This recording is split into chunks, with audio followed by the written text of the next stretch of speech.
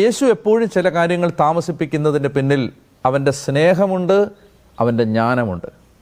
ഞാൻ ഒരിക്കൽ കൂടി പറയാം, യേശു ചില കാര്യങ്ങൾ താമസിപ്പിക്കുന്നതിൻ്റെ പിന്നിൽ അവൻ്റെ സ്നേഹമുണ്ട്, അവൻ്റെ ജ്ഞാനമുണ്ട്. എനിക്ക് എൻ്റെ ചെറിയ പ്രായം മുതൽ ഉണ്ടായിരുന്ന എൻ്റെ ഒരു സുഹൃത്ത് വർഷങ്ങൾ കല്യാണം നടക്കാൻ വേണ്ടി എന്നോട് പ്രാർത്ഥിക്കാൻ പറയുമായിരുന്നു. ഞാൻ ഒരുപാട് ഈ വ്യക്തിക്ക് വേണ്ടി പ്രാർത്ഥിച്ചിട്ടുണ്ട്. ഞാൻ മാത്രമല്ല, കേരളത്തിലെ എല്ലാ ധ്യാനഗുരുക്കന്മാരും ഇയാൾക്ക് വേണ്ടി പ്രാർത്ഥിച്ചിട്ടുണ്ട്. ഒരുമാതിരി എല്ലാ പിതാക്കന്മാരും ഈ വ്യക്തിക്ക് വേണ്ടി പ്രാർത്ഥിച്ചിട്ടുണ്ട്. പക്ഷെ വർഷങ്ങൾ നീണ്ടുപോയി.